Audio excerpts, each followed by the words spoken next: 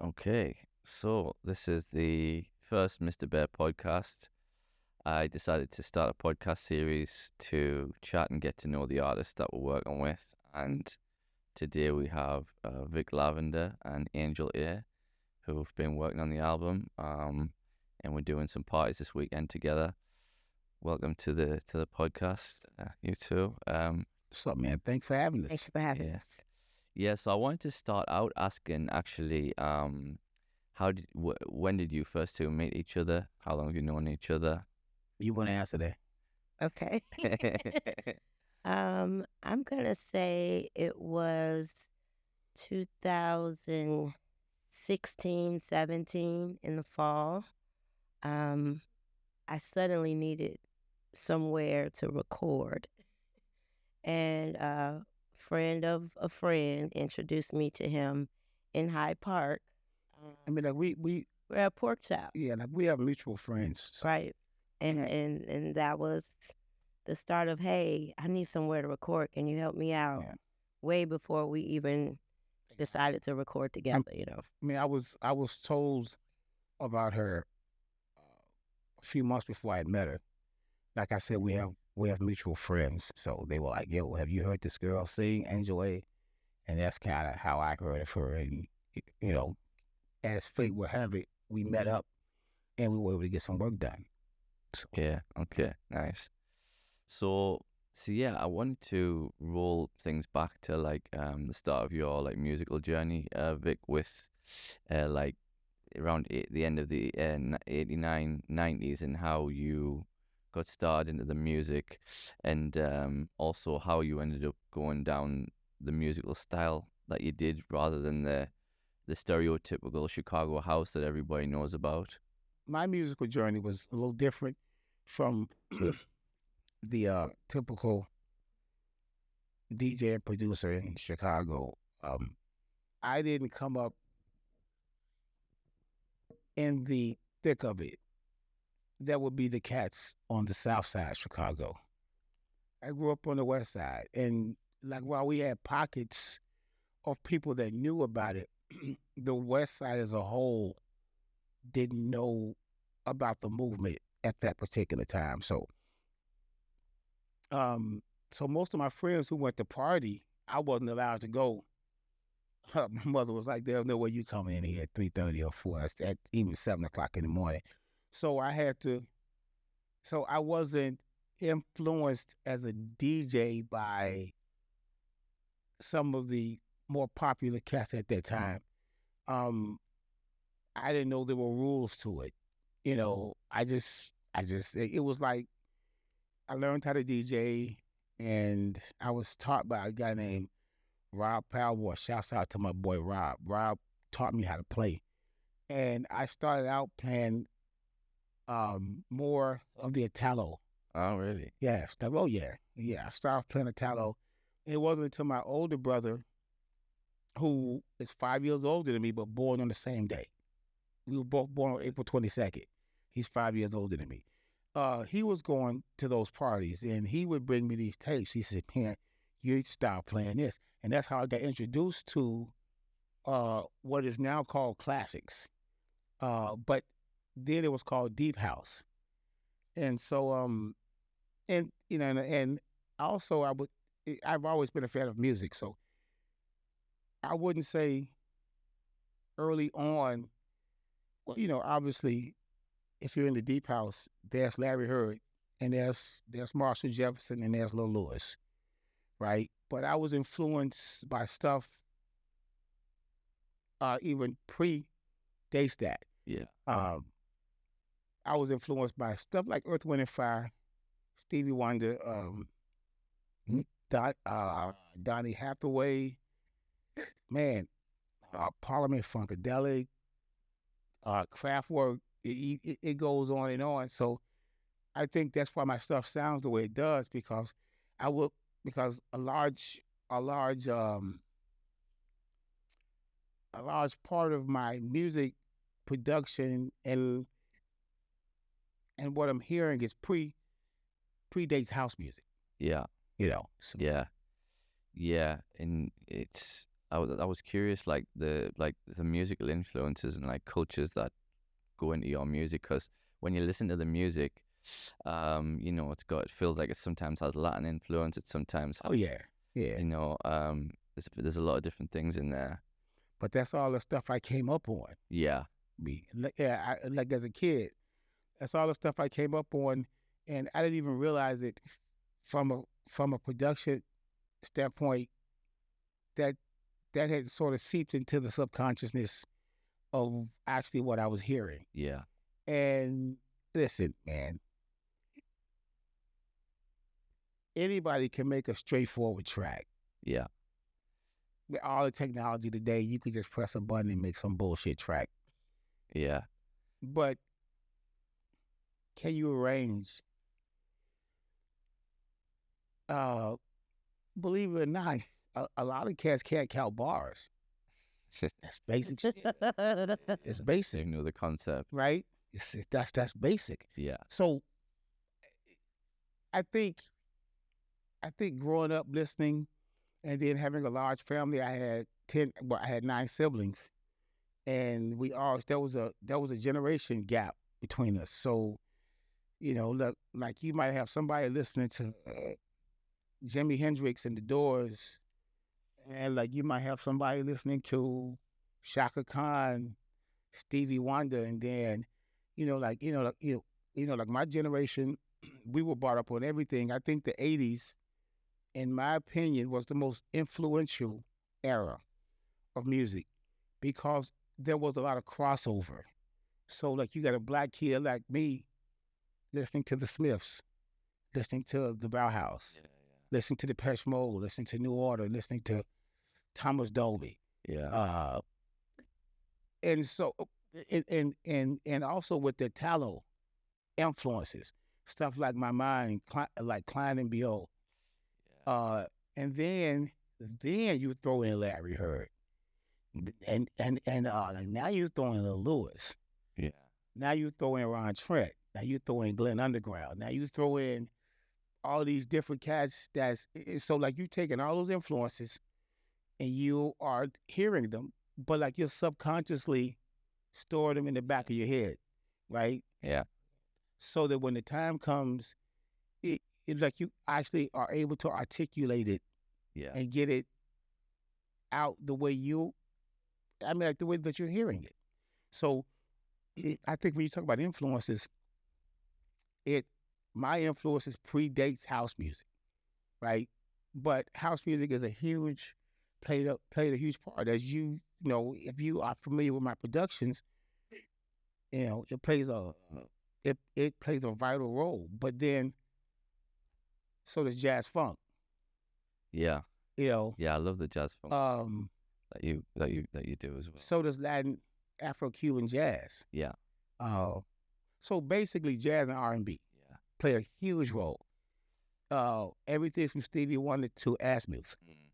And everything in between, like Jean-Luc Ponty. yeah, It like Pat Metheny, yeah, Donny Hathaway,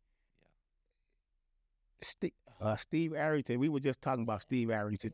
But all that stuff plays a role, man. And so I think that when you come from a place with those many influences, it's gonna play a vital role in what you ultimately put out. So yeah. So okay, in the 90s, you were originally part of Strictly Jazz Unit. yeah, me, GU, and Boo Yeah, Williams. Yeah, and then you decided to go and do your own project called Mr. Ali. yeah. And I formed that in 1998 along with Jerry McAllister, who was formerly working with Steve Hurley, by the way. Yeah, yeah. Yeah. And this was a 9-piece band, live kind of. Yeah, it was a rotating, almost like Groove Collective. It was a band of rotating musicians, all of them at the top of their game. So like we either recorded with them or either we did live shows with them. So yeah. And you said you almost signed a Trax record, but thankfully, Oh yeah, so some of this shit I can't say, but I can tell you the gist of it. It was 1988, and I was at Trax Records. I was going to meet with Larry Sherman. Now, keep in mind, I didn't know Glenn at the time. Glenn was working in the pressing plant. He was actually pressing records for Trax Records. Yeah. And and as I'm walking, I'm like maybe 8 or 9 steps behind Larry, and it was me and my partner Robert Macon. And so I felt his hand grab me, and he's like, dude, doing the sound with this guy. And it was Glenn. And later on that day, me and Rob gave Glenn a ride home. And 3 nights later, I was watching the news with my mom, and the guy he told me don't sign with, he was in cuffs. Yeah. They were taking him to jail, and he was doing some crazy shit. Yeah. I think I told you about some of the stuff he was doing. I'm not sure if I should mention it Yeah. here, but basically, yeah, well, fuck it, I will. He was basically he was melting down old records, and he was repressing them. Yeah. So like if you have any original Trax records, like like the first pressings, you can actually play it to the end, and another record will come on. You'd be like, yo, a path you must take, and then you gotta have Law and Order will come right on. Yeah. That's So fuck, but that's the type of shit he was doing, man. So that was Yeah. Chicago in the 80s, man, was Yeah. a lot of cats got over. Yeah. Yeah. So when you're working with musicians on the different projects, do you have like a set of people you always work with, or because I noticed you were talking about somebody yesterday, like a bass player who was a new guy who you found, and who was really good and stuff like that. Like, how do you? Well, when we started, we worked with so you had Mike Logan Sr. on keys, you had Lamar Jones on bass, you had Chris Green on sax, you had Rick Garenbeck on boards, and then we started working with Carla Prather. And so I've worked with some of the best cats in Chicago. I worked from everybody from those guys to Vijay Telesniak, who's a brilliant keyboard player. I've worked with Isaiah Sharkey. Incredible. I've worked, and so now I'm working with Blood. This is my cousin JD Justin Dillard, who wrote the album with me. And as you can see, Angel A, who's an incredible, she's an incredible writer, songwriter. Plus, she plays. She actually is a musician. Yeah. As well. So I've worked with some of the best that Chicago has to offer. I wouldn't trade in any of those guys for anybody in the world. Yeah. Yeah. And you, Angel, when you were younger, like how did you like get into singing, and then especially like eventually transitioning to house music? I don't remember Yeah. not singing. Like I don't. Yeah. You know what I mean? For sure. My mom sings. Everybody in my family pretty much is a singer, a musician, a preacher. Yeah.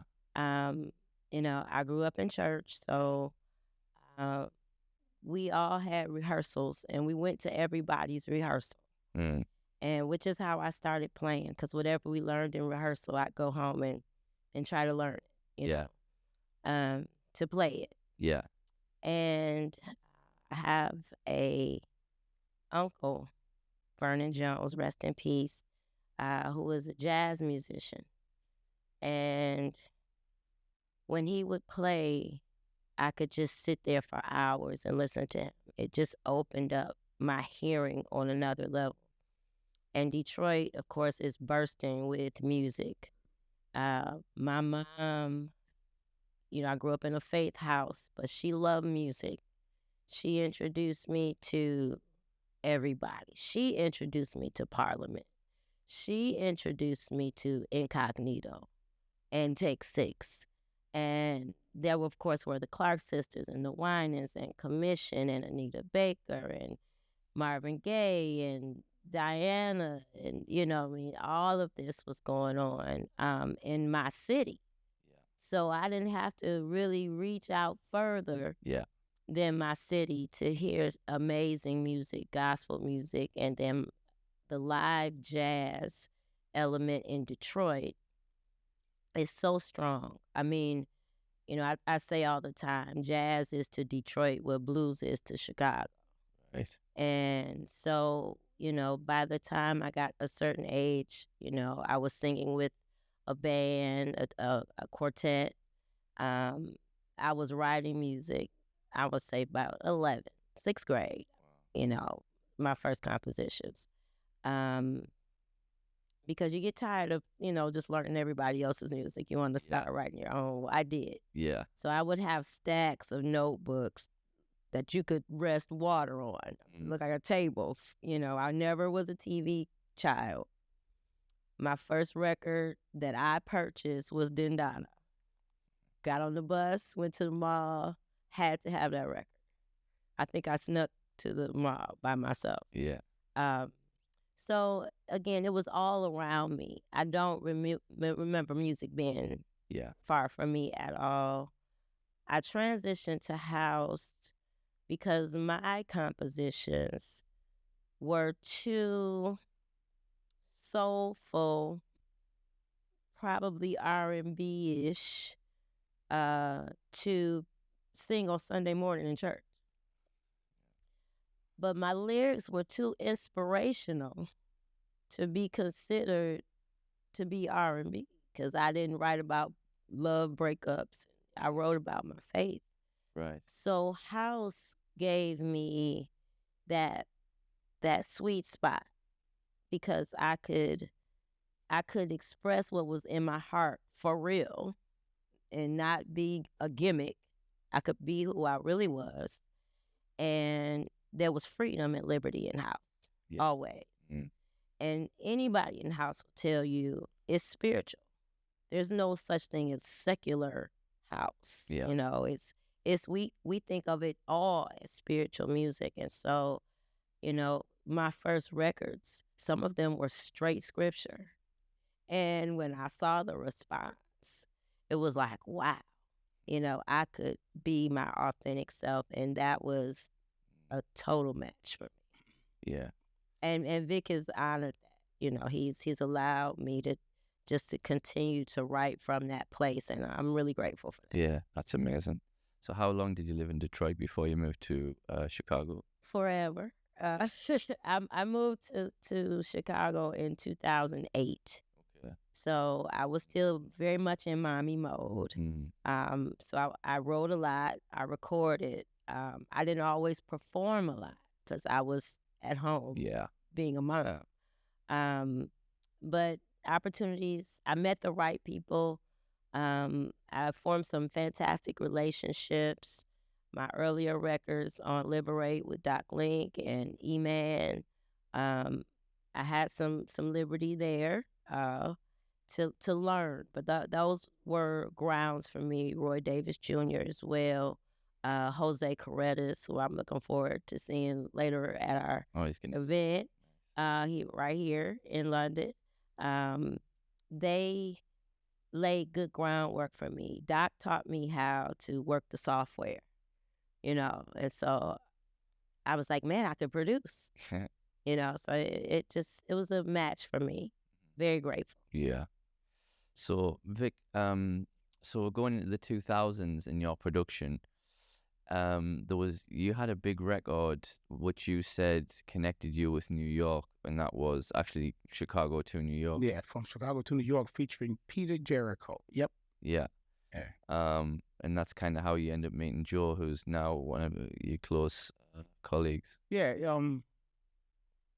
Funny story about that. It is so to all producers out there. Make sure that you put your best foot forward with every production, because you never know who's listening. And that happened in this case. We were at the 2010 Winter Music Conference, and I was sitting on the curb trying to figure out how I was going to get into the shelter party without paying $50. How'd you do it, Vic? Well, I never got in.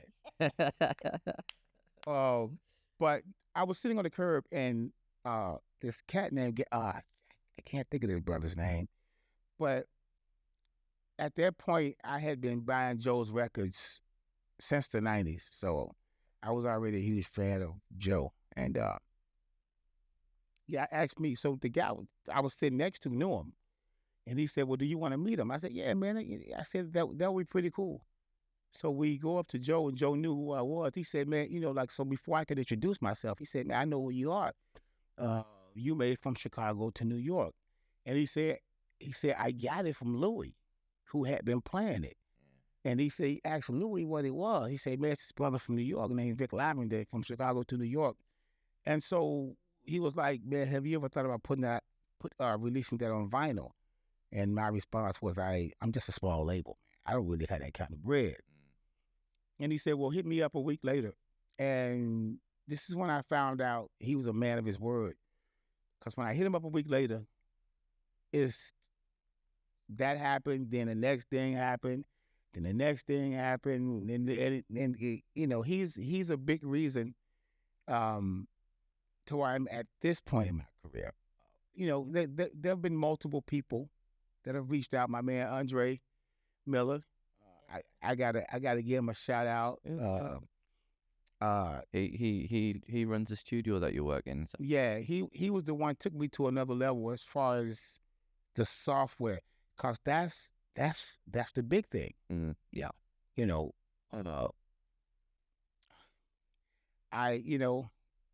Like what type of software are you using, and do you know how to use it? That's again for producers out there. Learn your software. Yeah. So there have been multiple people. Like I own a record store right now. It's called Bridgeport Records. Shout out to my man Jerry Morrison. Shout out to my man Giovanni. These people have played vital roles in me getting to where I am now. Yeah, for sure. Yeah, if you're ever in Chicago, head up Bridgeport Records. Yeah. Great new store. 3251 South Halsted, Chicago. Yeah. That was a shameless plug. But yes.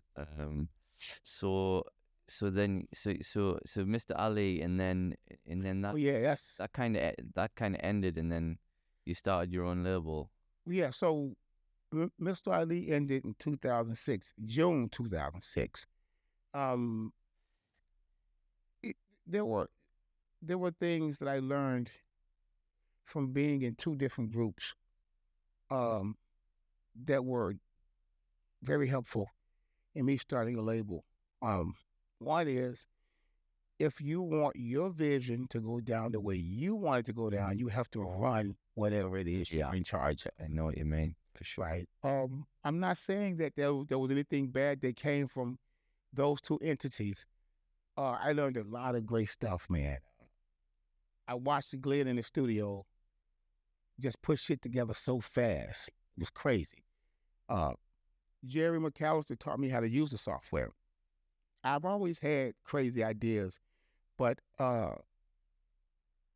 until you can put them down yourself, you're at the mercy of somebody else. Yes. You don't want to be there. So, so I left. So, well, we parted ways. Jerry and I parted ways. And like to this day, Jerry was still my guy. I talk to Jerry every now and then. We still have a great relationship. But I wanted to move more into where I had total control over it. And so in 2006, I started Sophisticated Recordings and started working immediately. I didn't waste any time. Immediately started going to the studio every day. I would call up Mike Logan, and I would see Mike probably three or four times a week, easy. And I would call Mike. I would call Lamar. Like Lamar's a crazy bass player. His bass playing is phenomenal. And Lamar would introduce me to Keith Henderson, and then he would introduce me to Isaiah Sharkey. And so to this day, I have a run of some of the best musicians in the world. So, I can't take total credit, although it's my idea and it's my engine. if you have a Mercedes Benz with a Volkswagen engine, it just don't work. You know what I'm saying? So like Yes. you gotta have a Mercedes Benz that has a Mercedes Benz engine, and that's how you Sure. get the best performance out of it. And so I've been blessed to be around those guys, and those guys are stand up guys. Angel, she's a stand up performer as well. I, Listen, dealing with Angel, I just give her the music. You see, that's right what you want to write. Yeah, yeah. And she usually comes back with something phenomenal. Carla was the same way. Here, Carla, I'm gonna give you this. You go write. I don't never tell them what to write. I just say, yeah, just write. Just write what you feel. So, and so that brings us to this point, to this particular album. Um, as I mentioned, Justin Dillard is on this album, but I started working with Justin probably, this is 2025. So I probably started working with JD around 2020, 22, probably at the end of 22, at the beginning of 23. And he's just as relentless as I am, sometimes to a fault. And he's going to watch this. So good. No, but I think, listen, anytime you have creative people in the same room, they're never gonna agree on everything. Yeah. But there's a level of respect That's right. that you have for one another, and so you're able to give and take. And listen, I said earlier that I want to be in control of my art. Well, I think there's a healthy. I think there's a healthy turn to working with other people that know more than you. Yeah. Right? Yeah. So everybody I name knows more than me. Yeah. And like for me, that was the cool part because I don't have that ego to say, well, unless it goes down my way. Yeah. Because have been plenty of times, I'm glad it didn't go down my way. Yeah. But it's all a learning curve. It's all a learning process, man. Yeah, that's why I think I love your music and production so much because it's you use different different musicians who are experts in the field. In the modern age, it's so easy for somebody just to jump on a laptop and just start plugging stuff in, and it doesn't sound like real music a lot of the time. Well, she can attest to this. We grew up in a different era. Yeah. Where if it sounded like shit, it probably didn't make it to the radio. Yeah. And if it did, it was a B-side. Yeah. Now you can just load it in Bandcamp. Yeah. So it doesn't take any know-how. It doesn't take any studying or knowledge of just different terminologies, just simple shit, just one-on-one stuff. Listen, I think that technology is a great thing, but along with technology, there has to be some responsibility in how you use it, right? Yeah. Of course, it's made things easier, but the easier they are, it's probably not really worth anything. Yes. I think you have to go through it and study and just learn. You know what? Learn your craft. Yeah. Whatever it is you want to do, study it Exactly. and perfect it. Yes. Learn it. You could be good at 5 different things and great at none, and that shit doesn't matter. Yeah. It's better to be great at one thing. Yes. Yes. It's better to be great at one thing. And so, like, the reason I say that is because everybody plays a role in this. I know some great engineers who are not great producers. Yeah. Right. I know some great producers who are not great engineers. I know some great vocalists who are not great writers. I know some great writers who can't sing. Yeah. So you have to learn what you're great at and like perfect it, and don't be afraid to ask for help. Yeah. I think ego plays a large part in all this shit, man. And so I listen, when I was, like when I worked with these guys, I remember working with Mike Logan, and he said at some point, man, you're gonna have to learn how to play.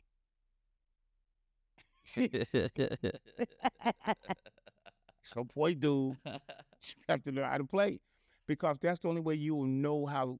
To me, in my opinion, that's the only real way that you know what I'm saying, that you can give proper direction to your, Right. like to what you want to get out. Yeah. Because if you don't know direction, then that guy is gonna play his direction, Right. and that won't be your record. Yes.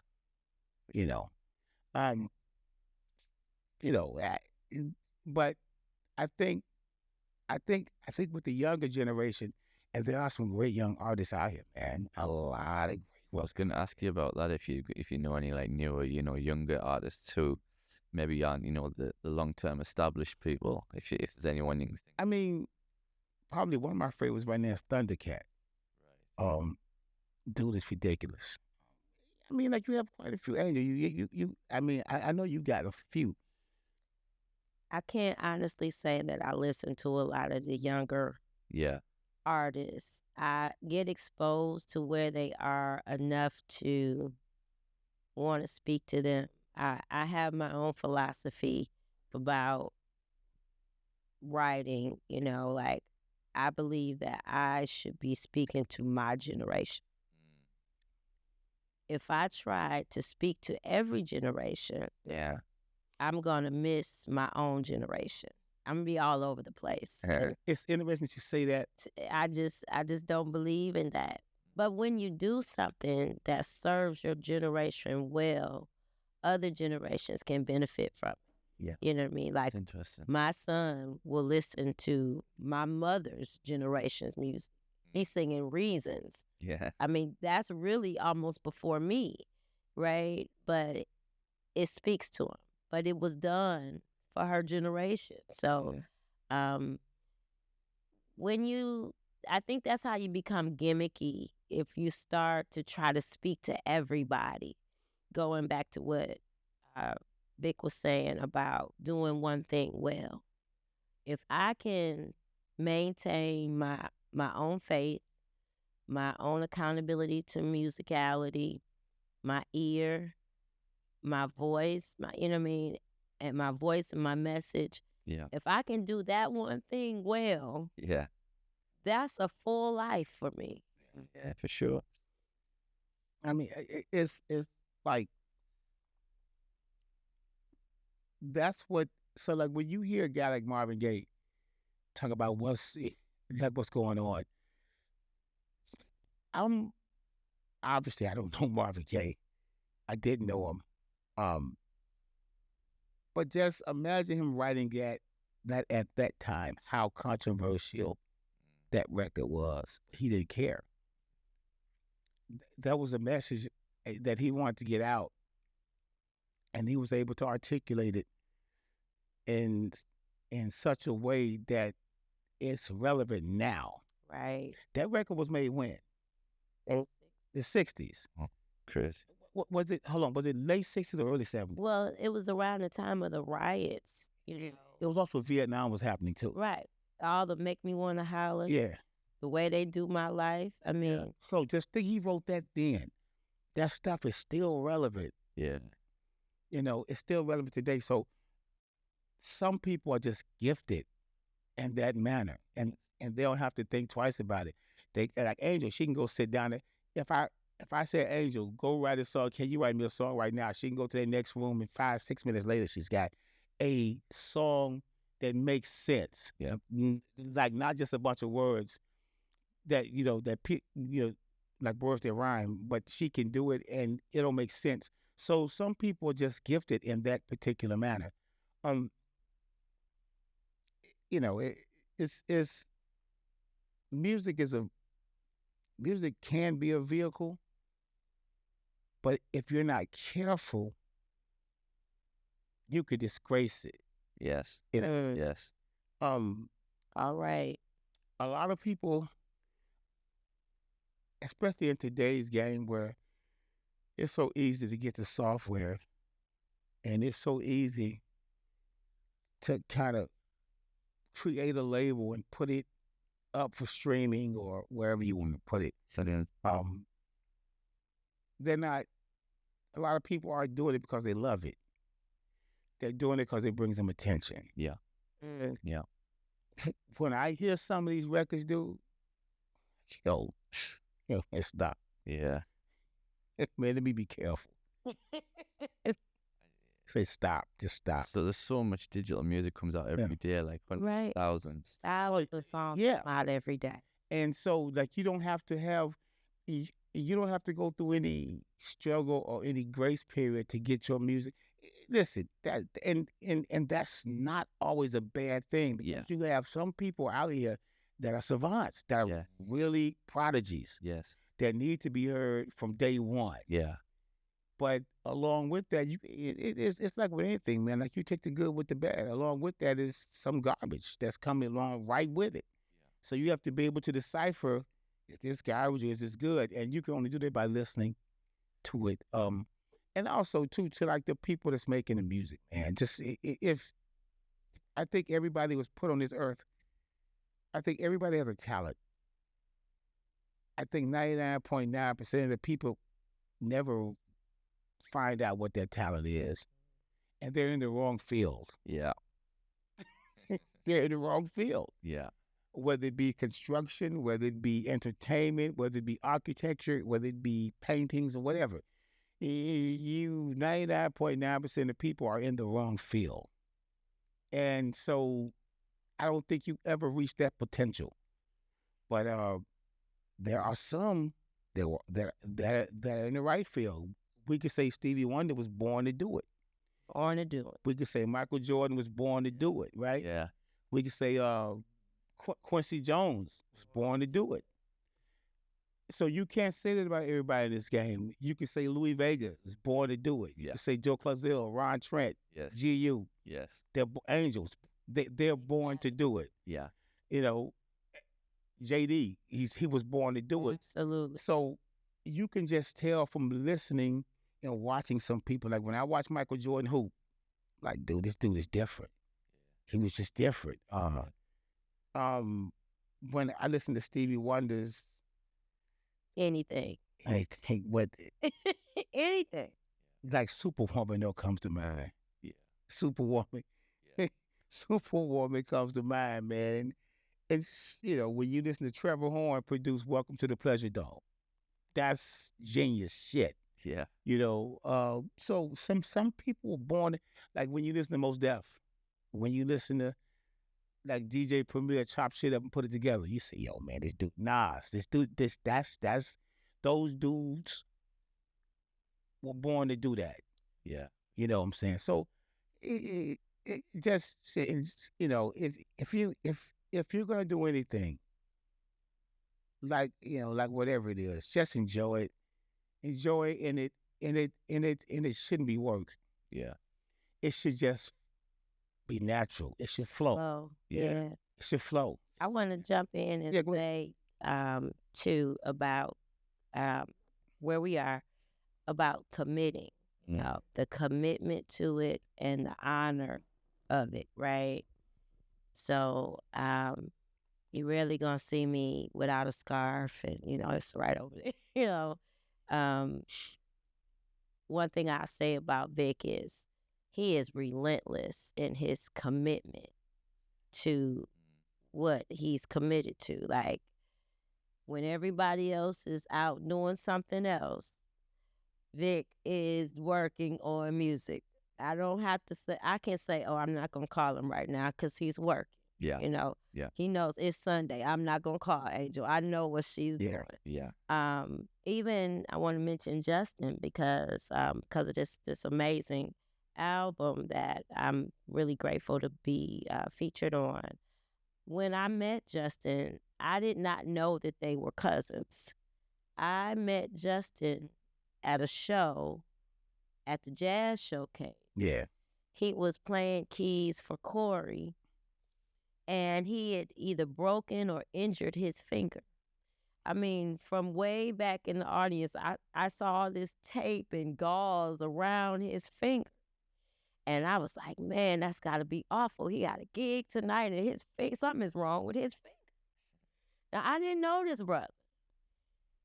He is just playing. He is not missing a beat. It's crazy. He is running up and down his keyboard. And I called Vick like, man, I went to hear Corey, and this dude was playing for him. And he was da-da-da-da. He was like, his name is Justin. He was like, man, that's my cousin. Yeah. That was so crazy. And so now here we are, right? Yeah. It just, but again, I met his talent before I met him, which is meeting him. Yes. So just the commitment, again, is what I'm speaking on, that even in injury, whether, we high, low, or somewhere in between, right? The commitment to the craft, the commitment, it becomes you. Yeah. You become it. You can't separate one without the other, Yeah. When you think of Angel A, you should be thinking of singing and music and writing, and when you think of it, this is who he is. It's not just what you do anymore. Yes. It becomes who you are. Mm-hmm. And once you understand that, you understand that I was manufactured to be this. Yeah. Not to just do it, but to be it. Yes. And I think that is, even though we kind of come from different spaces, that is the thing that we have in common. And that's what causes a project like this to be on the level it's on. Yeah. And I've been a part of, this is my third album. The first one was called The Architect. That only came out on a CD, actually. And it did well. And then the next one was called The Time Traveler, which came out it came out a few months before this. Yes. Time Traveler was released in February. Was The Architect on your label? Yeah. Yeah, The Architect. So you're not going to press it on vinyl? I should. Joe he tells me all the time, man, you should press this on vinyl. But, you move forward so much. Yeah, I see. And then the stuff gets better. Yeah. Yeah, I get you. It gets better. Yeah. You're like, do you really want to put that up against this right now? Okay. Like you might get exposed a little bit. But no, you know what? The one thing I can say about the stuff that I produce, like with the Architect album, you can still play those records today.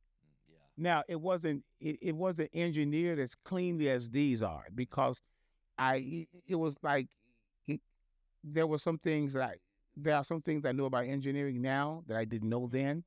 And then I'm using better software now than I was using then. Sure. Like the creativity never takes a back seat, but I think the way it sounds has really been elevated through the years. So again, though, I think, I'm working on stuff now that probably sounds better than this, because me and JD, we work so much. We work every week, and we're always finding new stuff. And some of the software that Andre gave us, Andre gives us, man, I got so much shit. I'm like, and he tells me, he calls me up and he'll say, Vic, I got something else. I'm like, dude, you just gave me like five plugins. Yeah. Yeah. So but I love it because it keeps me on my toes, and it keeps me searching. I'm always looking. I just found this sound. But I know it's something better than this sound that I can use better. So JD will call me at 2 a.m, man, I just found this sound, man. I'm like, dude, and then once he gets off the phone, he'll start laughing, because he knows I'm not going to sleep now. He knows I'm up to about 5 now. But that's the beauty of it. That's the beauty of it. It makes you want to create. If you have a creative bone in your body, you're always looking for the perfect patch. Yeah. Like the perfect mood sound, bass sound. But even when you get that doesn't stop, because now you say, well, how can I go in and tweak it? How can I go in and make this sound a little bit warmer, that has more bounce, a little bit more ass on it, a little bit more analog, whatever. But that's the beauty of having your hands on the software that will allow you to do that. It never gets boring. Yeah. And that's the key. You never get bored. So yeah. Yeah. It's like constant search for perfection. Yep. It's the same thing for you with mics. Is it? Yeah. With her, with mics. Yeah. Yeah. Yeah. She wants the ultimate mic. Yeah. You know. Yeah. The ultimate engineer is probably, it is not an easy thing to mix my voice. My voice has changed over the years. And because you grow up listening to so much, there's so much in you. You bring a particular voice to a particular song. I have certain songs and people say, I had no idea that was you. Yeah. What I sounded like on Freedom and Fire and what I sound like on Rain. I had to start doing certain things in every song to let people know it was me. Wow. And then, it's been, I think my first record came out in 2009. I've changed. Yes. My voice has matured. So you're going to sound different. And finding that balance, is it warm enough, because I can tend to have a kind of a brassy sound sometimes. So I try to pull back. So you got to have like somebody that can work with your voice without changing your voice, Let me sing, okay? Yeah. I don't need you to vary my tone. Yeah. Or my pitch. Yeah. I don't require that. Yeah. Okay. But you needed to work as an instrument. I learned that. Of course I have a band and my voice is a part of the band. So I solo, they solo. Yeah. But when we are playing together, there should be a flow, there should be a blend, there should, be energy needs to be matched, all of that. So I really enjoy singing live. I grew up singing live. I mean, even how I record, he'll tell you, I'll do the first vocal and I'm like, okay, put that on the side of me. And engineers are like, what? Because I need to be able to hear the difference between the voice I'm recording right now and the one I just recorded. If I'm trying to match it, I need to be on the side of me because I grew up singing next to people because I grew up singing in church. Yeah. We learn to blend with each other, right? Yeah. Close your eyes and blend with the person next, and singing is hearing. Yeah. It's like 85% listening before anything comes out of your mouth. Yeah. So even when I record, I listen to one voice. Even if I'm stacking, I just keep matching that same one voice on the side of me, right? I'm giving y'all my techniques. So, but there's you find the sound, like he was even saying, like looking for that perfect beat, looking for the perfect patch, looking for the, each song has a mood, you have a message, you creating, atmosphere in a song. Yeah. And then the instruments are inside of the atmosphere. It's like creating a set, right? You got the background for the sound of music. The hills are alive. Yeah. And now here she comes out singing, right? But it's the hills are just as much a part of it as she is, right?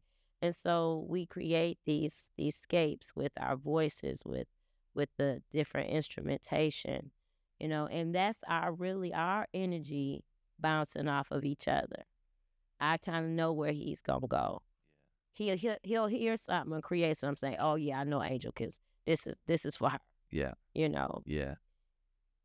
It's an amazing thing that happens. We have to sometimes look at it, take a step back and go, whoa, that just happened. When you sing, do you sing in different keys to match the songs, or does that get done like in the production software? Do you only sing in like your voice and then you have to engineer it to match with the music, like on a key level? Well, she'll. I have keys that I sing in. Yeah. That I prefer. Right. Yeah. Right. And like she'll tell me. Yeah. And so in that aspect, I know what to send it. Right. Yeah. I'll be like, okay, Angel like this, or either I might say, Angel, I think you might like this, but it might not be where you are comfortable.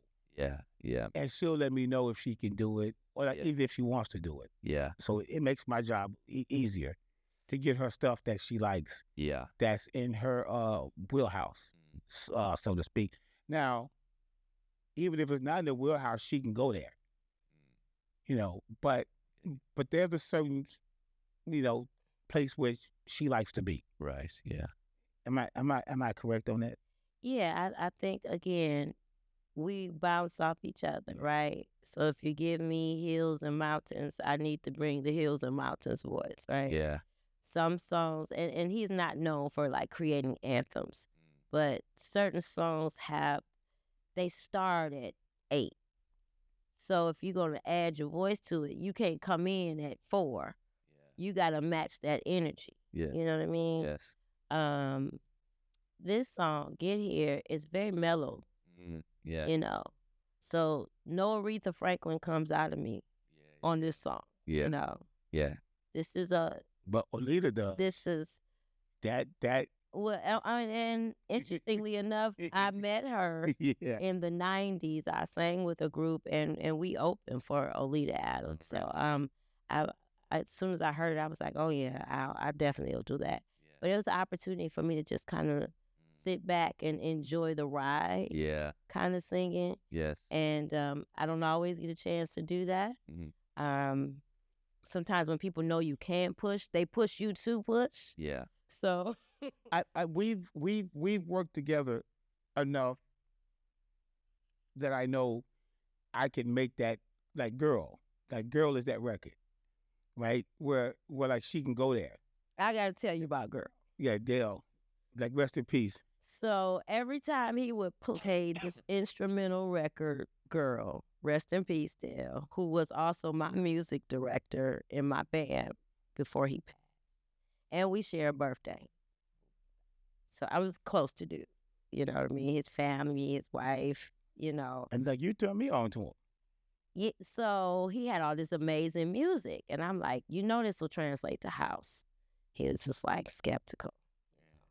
I said, I'm telling you, it will.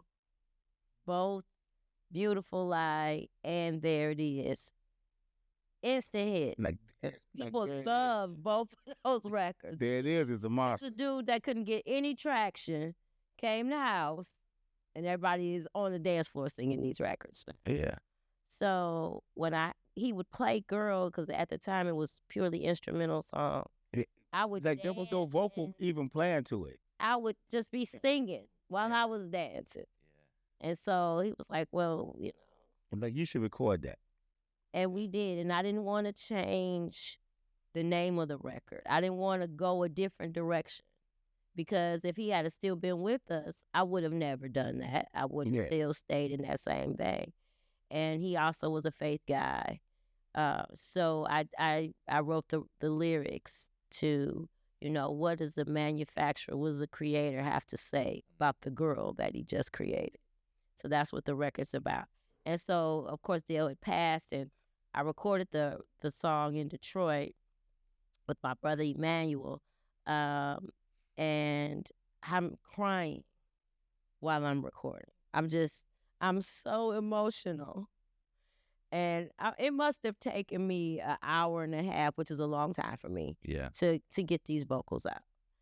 And then I come out of the booth and I'm like, okay, let's just do it all over again because I can't keep myself together. And Emmanuel's like, oh no, we're going to send this. Now, if he tells you he wants you to do it again, then we'll do it again. But no, I think you should let him hear what you've done. Yeah.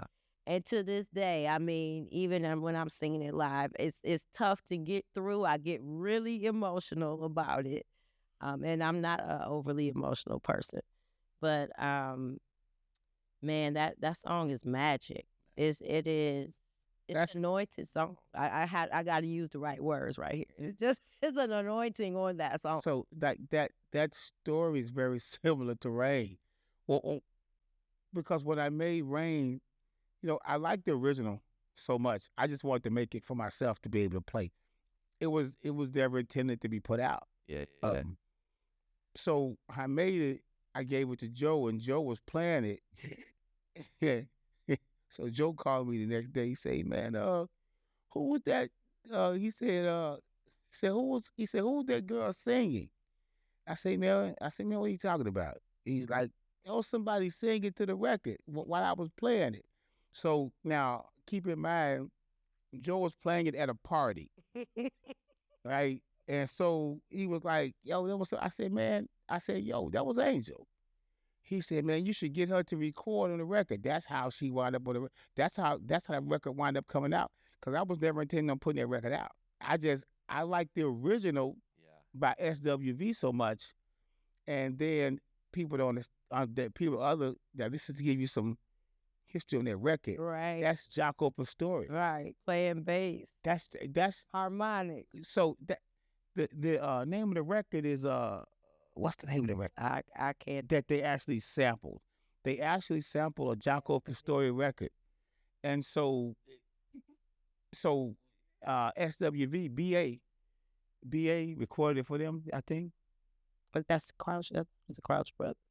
no BA recorded that for them, and so I've always liked the record Rain, and so I always wanted to remake it. So me and JD did another funny story. Me and JD was just playing around. I was like, man, I said, man, play Rain for me, and he played it, and I said, you know what? Let's track it. We wound up tracking it, and I was playing it at parties. Every time I played it, somebody would ask what it was. Man, it'd be like, yo, ooh, like, man, Vick, like who did that? Yeah. Me. And they say, well, man, can I have it? No, you cannot have it. And I wouldn't give it to anybody. Joe asked me for, of course, I'm going to say, yo, man, you can run it. And he started running it, and it got some traction. Then when he came to Chicago and played it, so the stage is up here. Right. Yeah, and she's in a pit. There was a pit below. But you could, so I go back and I watch the video because I know what he was talking about. And he showed me the video. I said, man, that's Angel. I said, I knew that voice anyway. So he said, man, we should, you should track it. And that's how we wound up putting it out. But probably over the last 4 or 5 years, she might be the only vocalist I've worked with. Obviously there are other vocalists who I love to work with, but Angel is easy to work. She's easy to work with. Plus, she's talented, and the talented part is an understatement. But she's easy to work with, and so I give her the music. I say write, Yeah. and she writes. She usually comes back within a couple of days, and she has some hot. She's never sent me anything that I had to think twice about. Yeah. Like, yo, man, this is hot. So Yeah. So let's run with it. Is there any artist out there who you would love to work with who you haven't worked with yet? Like I don't really like think music? about it that No, much. you don't. You just because you're kind of just creating. No, I don't think about it. I mean, Yeah. there are artists like Maxwell, Jill Scott, people like Ledisi, Layla Hathaway. There are people, King, Yeah. King, Oh, man. ridiculous. Oh, my God. But yeah, but I never think about it that much. Yeah. If it happens, then it was meant to happen, Sure. and if it don't, then it wasn't. Yeah. But those are people who come to mind when I think of such things. Yeah. Yeah, for Yeah. sure. I guess we've been about an hour now, so I guess Yeah. let's probably wrap it up. Yep. If there's anything else you want to say while we're here, I'll just mention the Yes. the Beyond album, amazing piece from Vick, Lavender, Justin Dillard, Angel, Brian Smokey Williams, and many more incredible vocalists out on the 28th of April. Yeah, man, y'all better get this before. Pick it up. It's like And once it's out of print, then because it's not coming out digital. quick. We don't believe in putting out records and then release them digitally. So Yeah, it ain't happening. it's called Beyond. Yeah. And then there's a record just coming out today. You've got a remix of Paris State of Mind. That's on Kai's label, isn't it? Yeah. APL. Oh wait, is it out today? I think I have no idea. I think I got an email. I got so much from shit out. I know. That's what I'm like. I have no idea what's out right Yeah, now. yeah, and then and also Vick's Time Traveler album. You can still get that one. Yeah. As well. And that's almost sold out. So Yeah. that's never coming digitally. So, Yeah. All right. Well, thanks a lot for that. It was great. Right. We'll have a good one tonight at the party in London. Oh, shout out to Sounds Familiar. Oh yeah, Ornella. Vic's just signed for Sounds Familiar agency, yeah. Ornella. Shout out Ornella. Yeah, Like she said she was gonna be here, but right. so she, you know what I'm saying? So she's gonna see this Yes. and probably curse me out. Yeah. For bookings, yeah. Contact Sound Familiar if you for bookings for DJ bookings for Vic for sure. And yeah. Okay, good. I can't wait to get this home and listen to it. Yeah, I know, yeah. This will also be at Bridgeport Records too, so. Yeah, Bridgeport Records. Yep. And we'll have them at both parties in Yep. London and Berlin. So tonight, you want to tell them about tonight? Yeah, tonight we're going to be at Auras in London. We've got Ruby Savage, Lev, myself, and Vic, and then we've got a live PA from Angel. Then Vic's going to Manchester on Saturday. With my man Ephraim Rainey. Yeah, with the community. Shout out to community. And then Sunday we're going to be at our home in Berlin, Paloma, with myself, Brink, and then you two as well. I'm really excited for that one. And then, yeah, so it looks like we've got a good weekend ahead. All right, Mr. Bear. I'm looking forward to it. Yeah. Let's get it. Cheers, guys.